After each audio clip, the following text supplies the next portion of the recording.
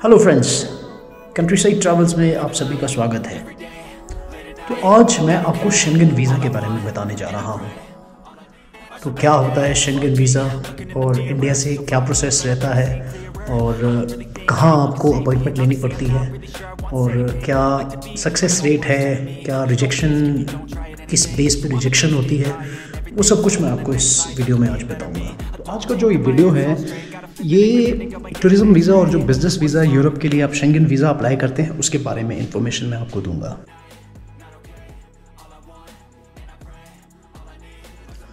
अच्छा, तो दोस्तों शेंगन वीज़ा के बारे में मैं आपको बताऊंगा। तो बेसिकली शेंगन वीज़ा 27 जो यूरोपियन कंट्रीज़ है वहाँ के लिए एक सिंगल वीज़ा है और जो बॉर्डर कंट्रोल आपस में इन 27 स्टेट्स में है वो बिल्कुल ख़त्म हो चुका है। तो आप 27 कंट्रीज़ एक्सेस कर सकते हैं इस सिंगल वीज़ा से। तो जो आयरलैंड, यूके और इंग्लैंड वगैरह जगह हैं वो यूरोपियन यूनियन का पार्ट है, लेकिन शेंगन वीज़ा वहाँ अप्लाई नहीं करता। तो वहाँ के लिए आपको अलग से वीज़ा लेना पड़ता है।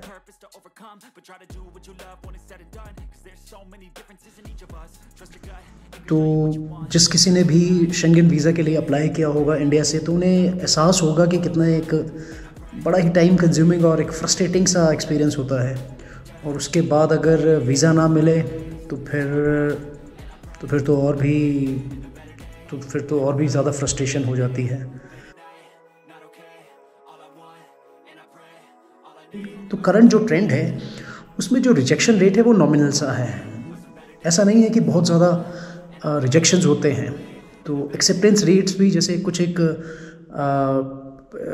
एक कंट्रीज़ हैं वहाँ पे आप अप्लाई करते हैं तो रिजेक्शन रेट बहुत लो है उसमें। हाँ, कैसे आपको अप्लाई करना है, कहाँ आपको अप्लाई करना है, वो सारी जानकारी मैं आज आपको दूंगा। तो सबसे पहले मैं शुरुआत करता हूँ जो वीज़ा की फ़ीस है। तो जो इंडिया में इसकी फ़ीस 80 यूरोज़ है और 6 से 11 साल की 40 यूरोज़ और अंडर 6 इयर्स ये फ्री ऑफ कॉस्ट है। मैं अपना पर्सनल एक्सपीरियंस भी आपके साथ शेयर करता हूँ कि लगभग 20-22 दिन लगे थे मेरे जो अपॉइंटमेंट के बाद वीज़ा का डिसीजन लिया गया उसमें।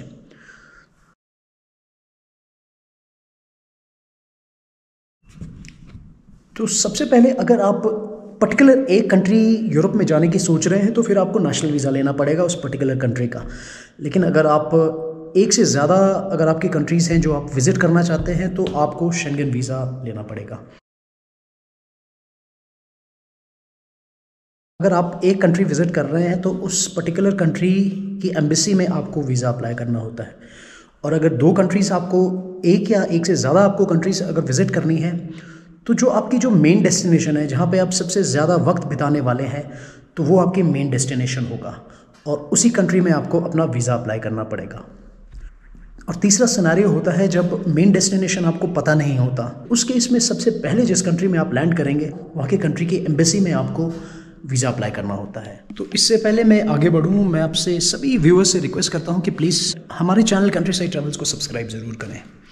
तो चलिए आगे चलते हैं और प्रोसेस जो वीज़ा का है इंडिया में उसके बारे में मैं आपको बताता हूँ। तो इंडिया में BLS स्पेन है, BLS इंटरनेशनल, वो ऑथराइज्ड है यहाँ पे अपॉइंटमेंट्स के लिए। तो उनके थ्रू आपको उनकी वेबसाइट में आपको जाना है और अपॉइंटमेंट डेट फिक्स करनी है। और जिस दिन आपको अपॉइंटमेंट मिलती है आपको डॉक्यूमेंट्स जो मैं अभी लिस्ट बताऊंगा आपको, वो सारे डॉक्यूमेंट्स लेकर आपको BLS इंटरनेशनल के ऑफिस में जाना होता है। क्योंकि शेंगन वीज़ा के लिए बायोमेट्रिक्स होते हैं तो जो ट्रैवल कर रहा है उसे ही अपॉइंटमेंट वाले दिन BLS इंटरनेशनल के ऑफिस में जाना होता है। तो वीज़ा की प्रक्रिया में जो सबसे पहला स्टेप होता है वो होता है कि किस टाइप का वीज़ा आपको चाहिए है। तो बेसिकली कुछ एक कैटेगरीज होती हैं, जैसे टूरिस्ट वीज़ा होता है, एक विजिट वीज़ा होता है जिसमें आपको अपने रिलेटिव्स को विज़िट करने जाना है, और बिज़नेस वीज़ा होता है जिसमें आप किसी सेमिनार, फोरम या मीटिंग के लिए आप उस कंट्री को विज़िट करना चाहते हैं। तो ये क्लियर करना सबसे ज़रूरी होता है कि किस टाइप का वीज़ा आपको चाहिए। जो टूरिज़्म वीज़ा होता है वो काफ़ी सिमिलर होता है बिज़नेस वीज़ा की तरह, लेकिन एक फ़र्क होता है उसमें बिज़नेस वीज़ा में कि आपको जो एक इनविटेशन लेटर है, जो भी कंपनी है, जो भी ऑर्गेनाइजेशन है, वहाँ से एक इनविटेशन लेटर चाहिए होता है। तो उसमें क्लियरली आपका नाम और जो आपका पासपोर्ट नंबर है वो भी उसमें मेंशन होना चाहिए। और जब आप फॉर्म फिल करते हैं, जो वीज़ा एप्लीकेशन फॉर्म है, तो उसमें आपको मेंशन भी करना होता है कि ये जो टूर है, ये ट्रिप है, कौन स्पॉन्सर कर रहा है। अगर बिज़नेस के लिए आप जा रहे हैं और कोई कंपनी या कोई ऑर्गेनाइजेशन स्पॉन्सर कर रही है तो उसकी डिटेल्स आपको देनी होती है। अगर सेल्फ स्पॉन्सर्ड है तो उस केस में आपको तो जैसे जो बिज़नेस की आपकी बैलेंस शीट्स और जो ITRs हैं वो तो लगती ही लगती हैं, तो उसके बारे में आपको थोड़ी देर में बताऊंगा अभी डॉक्यूमेंट्स जो लगते हैं।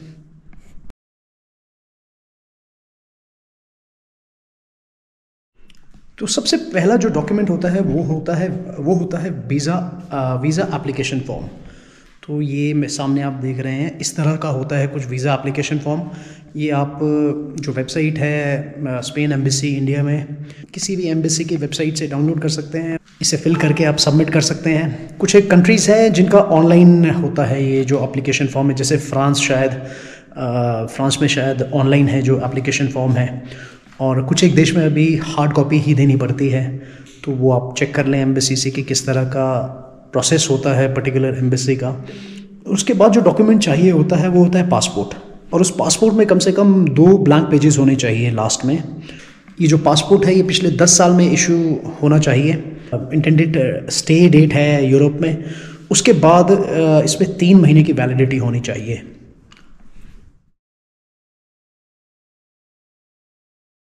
और कुछ एक एम्बेसीज जैसे मांगती हैं कि पिछले 2 साल में अगर आपका कोई वीज़ा रिफ्यूज़ल है तो उसके लिए एक अलग से आपको एक डॉक्यूमेंट देना होता है, और उसमें रीज़न स्पेसिफाई करना पड़ता है कि आपका रिजेक्ट क्यों हुआ था। और फिर तीसरी चीज़ जो लगती है वो लगती है जो फर्स्ट पेज और लास्ट पेज होता है आपके पासपोर्ट का, उसकी कॉपीज़। जैसे कि फ़र्स्ट पेज में आपकी जो नेम और जो वैलिडिटी है वो सारी डिटेल्स होती हैं, और जो लास्ट पेज होता है उसमें होता है आपका एड्रेस। कोशिश करिएगा कि ये जो फ़ोटोकॉपीज़ हैं ये कलर्ड हों। वैसे कोई स्पेसिफाइड नहीं होता, लेकिन फिर भी रिकमेंडेड है कि आप कलर्ड फ़ोटो ही निकालें पासपोर्ट्स की।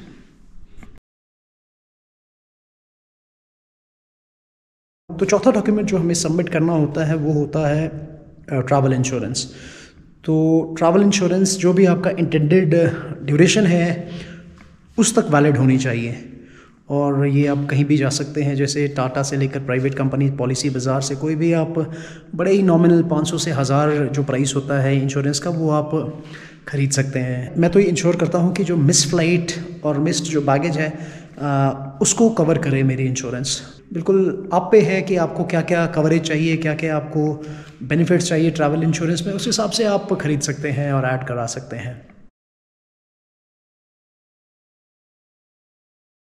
तो अगले डॉक्यूमेंट में हम आते हैं, तो ये मुझे लगता है कि सबसे ज़्यादा ज़रूरी और एक बड़ा फैक्टर होता है आपके अप्रूवल या डिसअप्रूवल जो वीज़ा की एप्लीकेशन है आपकी, उसको लेकर।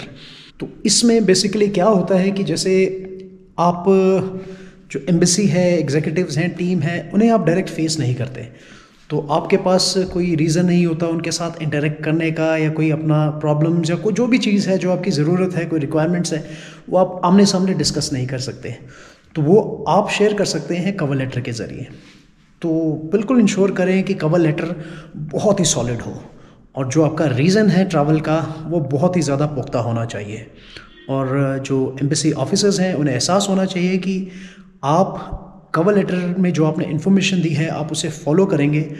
और इसके अलावा कवर लेटर में जो पूरी एक आइटनरी होती है आपकी, वो आपको बतानी पड़ती है कि किस दिन आप क्या क्या करने वाले हैं, और जो फ़्लाइट टिकट्स हैं या जो भी आपका ट्रांसपोर्टेशन मोड रहने वाला है यूरोप में, वो सारी इन्फॉर्मेशन आपको यहाँ पे देनी होती है। और लास्टली जो पॉइंट होता है वो होता है कि आप जब आपका ट्रिप ख़त्म हो जाएगा तो आप इंडिया वापस आएंगे, तो ये वाली एश्योरिटी उन्हें कवर लेटर के ज़रिए ही देनी पड़ती है। तो आप इसमें बता सकते हैं कि आपकी फैमिली है, आपके बच्चे हैं, या आपका एजुकेशन है, या आपकी कंपनी है, या आपका लैंड है, या आपका बिजनेस है, कुछ भी है जिससे आप जुड़े हुए हैं इंडिया में, और अपने ट्रिप ख़त्म होने के बाद आप इंडिया वापस ज़रूर आएंगे। तो ये उन्हें एक एश्योरेंस चाहिए होता है। तो कवर लेटर ही एक ज़रिया होता है जिससे आप अपनी एप्लीकेशन को सॉलिड कर सकते हैं।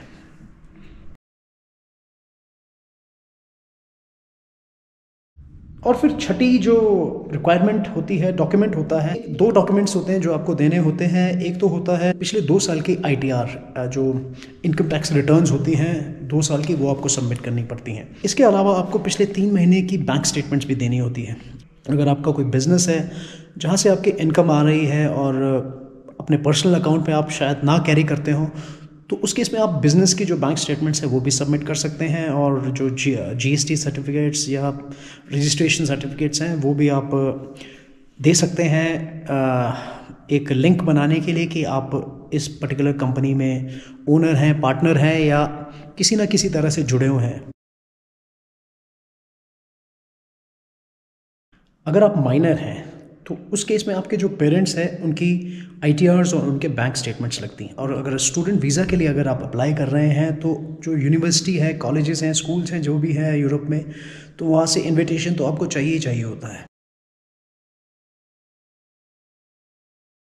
शेंगन वीज़ा के लिए ऑनलाइन बैंक स्टेटमेंट्स नहीं चलती, तो बैंक में जाकर आपको सील्ड जो होती हैं, स्टैम्प्ड होती हैं, वही बैंक स्टेटमेंट्स आपको सबमिट करनी होती हैं। तो पिछले कुछ वक्त से बहुत सारे क्वेश्चंस और सवाल आ रहे हैं मुझे शेंगन वीज़ा को लेकर, और ज़्यादा कन्फ्यूजन इसी में होती है कि कौन सी कंट्री में अप्लाई करना है, क्या डॉक्यूमेंट्स लगते हैं, और लास्टली जो सबसे ज़्यादा प्रॉब्लम फेस करते हैं जो एप्लीकेंट्स, कितने हमें फ़ंड चाहिए होते हैं कि हम अपनी एप्लीकेशन एम्बेसी में कर पाएँ। तो देखिए, जो फ़ंड्स की अगर मैं बात करूं तो कोई फ़िक्स नहीं होता। कितने फ़ंड्स आपको चाहिए वीज़ा अप्लाई करने के लिए, शेंगन वीज़ा अप्लाई करने के लिए, वो फ़िक्स नहीं होता। वो डिपेंड करेगा किस कंट्री में आप अप्लाई कर रहे हैं। तो कुछ एक कंट्रीज़ हैं जिन्हें शायद बैंक बैलेंस है आपका थोड़ा सा ज़्यादा चाहिए, और कुछ एक कंट्रीज़ है शायद जिनके रिक्वायरमेंट फ़ंड्स की है वो कम होती है। तो वो आपको जो पर्टिकुलर कंट्री है उसकी वेबसाइट या उसकी एम्बेसी से पता करना पड़ेगा कि कितने कितने फ़ंड्स की मिनिमम रिक्वायरमेंट होती है। तो जैसे एक फ़िनलैंड कंट्री का मैं आपको बताऊं, तो उन्होंने अपनी वेबसाइट में मेंशन किया है कि उनके कंट्री में जो डेली एक्सपेंसेस है वो लगभग 30 यूरोस होते हैं। तो इसी तरह से जो मैं पर्सनली, मेरा एक्सपीरियंस है, जो थोड़ी बहुत रिसर्च मैंने की है, उससे मुझे लगता है कि एटलीस्ट 70 to 90 या $100 के बीच में पर डे की जो कॉस्ट यूरोप में खर्चा होता है वो आपको लगा के चलना होता है। अगर आप 10 दिन रहने वाले हैं तो 90 यूरोज़ इंटू 10, 900 यूरोज़ या 1000 यूरोज़, इतने तो आपके पास होने ही चाहिए। ये स्टैंडर्ड है जो शेंगन वीज़ा के लिए कुछ कंट्रीज़ स्पेसिफाई करती हैं, इतने लगभग 70 to 100 या 90 कुछ। पर्सनली मुझे लगता है कि वीज़ा को अप्लाई करने से पहले एटलीस्ट इंश्योर करें कि 3 लाख आपके पास लिक्विड में हो। इसके अलावा अगर फिक्स्ड इन्वेस्टमेंट्स हैं आपके पास, जो FDs हैं, तो उन्हें भी आप मेंशन कर सकते हैं। और जो इंश्योरेंस पे आपने इन्वेस्ट किया है, मुझे नहीं लगता कि शायद वो एक्सेप्टेबल होगा, क्योंकि जो इंश्योरेंस का जो पॉलिसी या प्रीमियम होता है वो एक्सेप्ट नहीं करते। वो पहले ही जब आप BLS में जाओगे तो वो आपको डॉक्यूमेंट्स वापस कर देंगे। तो आपके FDs हैं, सेविंग अकाउंट्स हैं, करंट अकाउंट्स हैं, उन्हें आप जोड़ सकते हैं। अच्छा, तो अब बात आती है पर्सनल मेरा जो एक्सपीरियंस रहा वीज़ा को लेकर। तो आपको मैं बता दूं कि 28 अगस्त 2023 में मैंने अप्लाई किया था स्पेन एम्बेसी में। मैंने आपको पहले भी बताया कि जो BLS इंटरनेशनल है उस एजेंसी के थ्रू हमें अप्लाई करना होता है ऑनलाइन। और 28 अगस्त को मेरी अपॉइंटमेंट थी और मैं डॉक्यूमेंट सबमिट करने चंडीगढ़ गया था, और वहीं पे मेरे बायोमेट्रिक्स हुए थे। बहुत ही बेकार एक्सपीरियंस रहा था मेरा वहाँ पे। और जो स्टाफ था टोटली बहुत नॉन कोऑपरेटिव, बिल्कुल भी कोई हेल्प नहीं कर रहा, गाइड नहीं कर रहा। तो बहुत ही ख़राब एक्सपीरियंस रहा था मेरा वहाँ पे।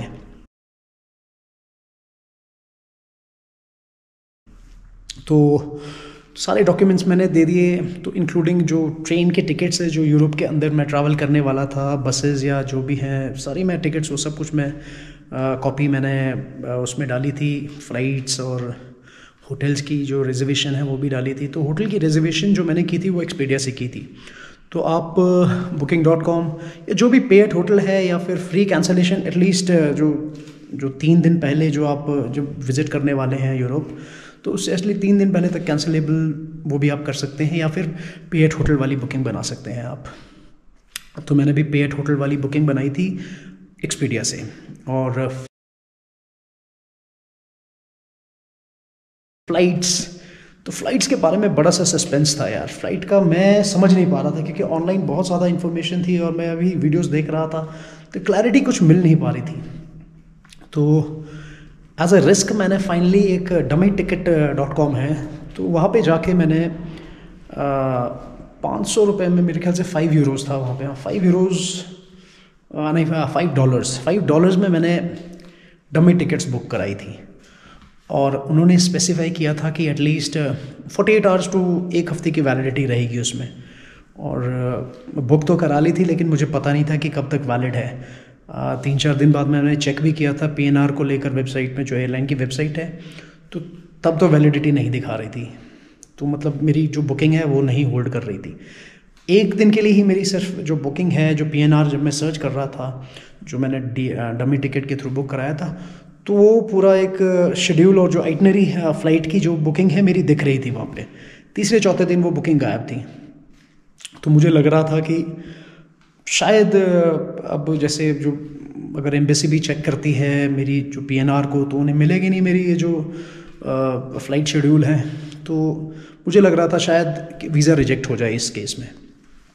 तो लेकिन फिर एक और बात है कि जो एम्बेसीज होती हैं उन्होंने बड़े क्लियरली मेंशन किया होता है कि आपका जो फ़्लाइट का शेड्यूल होता है सिर्फ आपको वो चाहिए, आप फ़्लाइट बुक मत कराइए। मतलब रिजर्वेशन चाहिए होती है, आप रिज़र्व करिए फ़्लाइट्स को और बुकिंग आप मत करिए। क्योंकि यूजुअली क्या होता है कि फ़्लाइट के अब जब पैसे डाल देते हैं तो रिफ़ंड या कैंसिलेशन पॉलिसी बहुत ही ज़्यादा स्ट्रिंजेंट होती है, बहुत ही सख्त होती है। तो आपको लास्ट में कुछ भी नहीं मिलता। अगर आप 50,000 डालते हैं तो मुश्किल से 3-4-5 हज़ार आपको वापस मिलेंगे। तो वैसा तो मैं नहीं करने वाला था, इसीलिए मैंने डमी टिकट्स बुक कराई। अब मेरी डमी टिकट्स के साथ हो गया ये सब कुछ। तो मैंने कहा चलो देख लेते हैं फिर, और क्या। हालांकि शेड्यूल मैंने जो डमी टिकट्स बुक कराई थी और जो कवर लेटर में मेंशन किया तो बिल्कुल मैच कर रहा था। तो मुझे ऐसा लगता है कि शायद वही होने चाहिए, जो आप बताने वाले हैं और जो आपके टिकट्स हैं वो मैच करने चाहिए। वैसा ना हो कि कवर लेटर में आप किसी और दिन यहाँ से इंडिया से निकल रहे हैं और जो बुकिंग आपकी फ़्लाइट है वो कब किसी और दिन की है। शायद वो उन्हें मिसमैच वो नहीं चाहिए, इसीलिए उसको रिजर्वेशन कहते हैं। तो अंत में ऐसा ही हुआ। मैं बताऊंगा आगे की भी आपको स्टोरी। तो 28 अगस्त को मैं वहाँ गया, जैसे मैं बता रहा था। तो फिर आ गया मैं वापस। और उस टाइम पे क्या है कि हमारे यहाँ पे हिमाचल में कुल्लू मनाली में बहुत ज़्यादा बारिशें हो रही थी और बहुत फ्लड से पूरे जो रोड्स हैं बिल्कुल तबाही मची हुई थी। तो आना जाना थोड़ा सा मुश्किल था, चंडीगढ़ दिल्ली भी। तो काफ़ी दिन वेट करते रहे। 20 सितंबर को मेरा जो डिसीजन था मेरी एप्लीकेशन का वो एम्बेसी ने लिया। तो मुझे पता नहीं था कि क्या रहेगा उसका, क्योंकि अब जो आपका स्टेटस है, जो आपकी एप्लीकेशन है, उसे ट्रैक भी कर सकते हैं। एक BLS की वेबसाइट में ट्रैकिंग लिंक हो, ट्रैकिंग ID भर के आप ट्रैक कर सकते हैं उसे कि क्या स्टेटस है। तो उसमें आ रहा था 20 तारीख को देखा मैंने, 20 तारीख को आ रहा था कि आपका जो वीज़ा एप्लीकेशन है इट हैज़ बिन प्रोसेस्ड। तो 23 तारीख को कोरियर से मुझे मनाली में अपना जो पासपोर्ट है स्टैम्प के साथ रिसीव हुआ। तो मैंने चेक किया और वीज़ा स्टिकर उसमें लगा हुआ था स्पेन का, और मल्टीलैटरल एंट्री मिली मुझे। और ड्यूरेशन बहुत कम था। मैंने एक्सपेक्ट किया था कि एटलीस्ट 90 डेज़ तक शायद दे देते मेरे को। तो मैंने 20 लगभग आप रखिए 3rd to 20th का मैंने जो एप्लीकेशन में है वो स्पेसिफाई किया था, और 45 डेज़ का ही उन्होंने मुझे दिया। तो मल्टीलैटरल था, इसका मतलब कि मैं कभी भी आ सकता हूँ, जा सकता हूँ और फिर एंटर कर सकता था शेंगन एरिया में। तो लेकिन 45 डेज़ के अंदर ही। तो मेरा जो प्लान था वो था 3 अक्टूबर से लेकर 20 अक्टूबर तक। और जो मेरी मेन डेस्टिनेशन वो स्पेन थी, और जो जगह इसके अलावा मैं विज़िट करने वाला था वो फ्रांस था। और मैंने ये भी सोचा था कि मेरे पास जैसे कुछ थोड़े दिन ज़्यादा हैं तो मैं शायद शेंगन, स्विट्ज़रलैंड और जर्मनी का भी मेरा प्लान था। फॉर्चुनेटली मैं ये 2 कंट्रीज़ विज़िट नहीं कर पाया, और जो मेरा अब का टूर था वो सिर्फ स्पेन और फ्रांस तक सीमित रहा।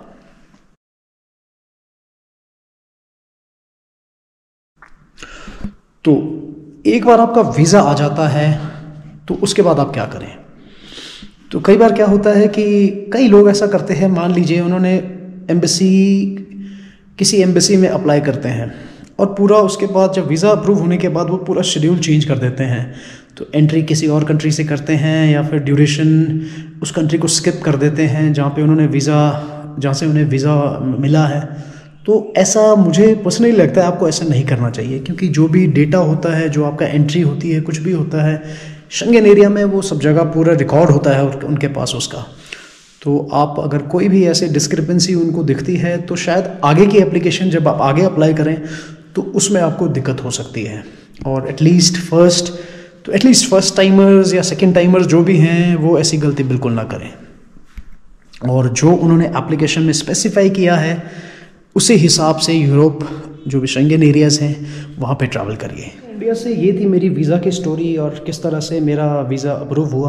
अच्छा, मैं एक बात बताना भूल गया आपको, मेरा ये जो वीज़ा था ये बिज़नेस वीज़ा था, और एक ऑर्गेनाइजेशन है वहाँ पे, इंटरनेशनल ऑर्गेनाइजेशन है, तो वहाँ से मेरे पास इनविटेशन था और उस इनविटेशन के बेस पे भी शायद इवेंट, काफ़ी लंबा इवेंट था वो भी, तो उसके बेस पे शायद थोड़ा सा फ़र्क पड़ा, थोड़ा सा ईजी हुआ मुझे शेंगेन वीज़ा मिलना। तो बिज़नेस और टूरिज़्म मिक्स ही हो गया, टूरिज़्म एक्टिविटीज़ भी काफ़ी रही मेरी यूरोप में, तो इसमें कोई इशू नहीं होता। तो इन केस अगर आपका बिज़नेस वीज़ा लगा है तो आप, बड़ी जाहिर सी बात है कि अगर आप यूरोप आए हैं तो आप घूमोगे भी, तो वो लीनियंट होते हैं इसमें। और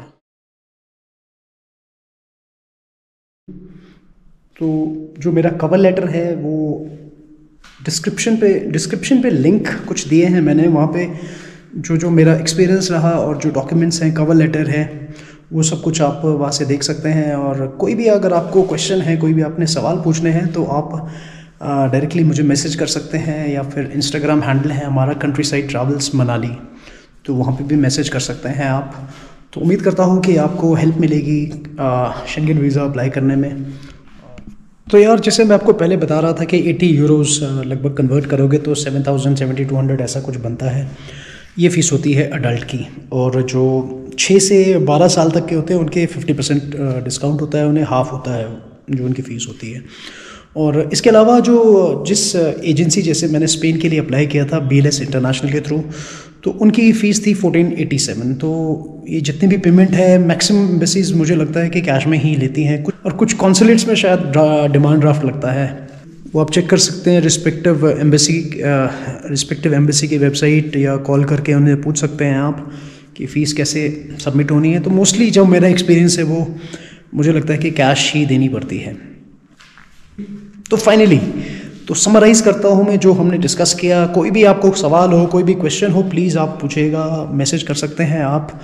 और समराइज़ करने के लिए बड़े ही जेन्युइन तरीके से, ट्रूथफुलनेस में अपना कवर लेटर तैयार करें, और कोशिश करें कि जो आप डॉक्यूमेंट सबमिट कर रहे हैं कवर लेटर सिंक्रोनाइजेशन में हो, जो डेट्स आप ट्रैवल कर रहे हैं वही डेट्स आप मेंशन करें, और आइटनरी बहुत ही पुख्ता तरीके से बनाएं। और डिटेल में ज़्यादा जाने की ज़रूरत नहीं होती आपको। जैसे आइटनरी, मान लीजिए आप पेरिस में हैं तो 2-3 जगह जो आप पर्टिकुलर डे में आप विज़िट करने वाले हैं उन्हें आप स्पेसिफाई कर दीजिए। और होटल का जो है, जैसे मैंने होटल का जो कॉन्टैक्ट नंबर है और फ़ोन अपना एड्रेस है, होटल का एड्रेस है, कॉन्टैक्ट नंबर है, वो भी मैंने एक कॉलम बनाया था, आप चेक कर सकते हैं, जो मैं लिंक नीचे डिस्क्रिप्शन पे, तो मैंने वो पूरी डिटेल होटल की भी उसमें सबमिट की।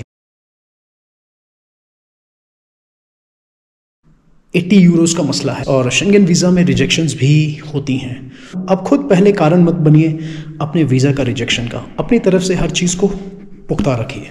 अगर आप जेन्युइन हैं और बिल्कुल आपका जो घूमना है, आपने जहाँ जाना है, आपने बिल्कुल ही एक वैलिड, आपके पास एक रीज़न है, तो आपका कोई वीज़ा रिजेक्ट नहीं कर सकता।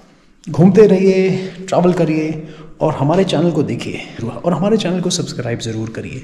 मैंने कुछ वीडियोस बनाए हैं यूरोप के, मैं उम्मीद करता हूँ कि आप सबको पसंद आएंगे। Thank you very much. इस वीडियो को देखने के लिए बहुत बहुत धन्यवाद।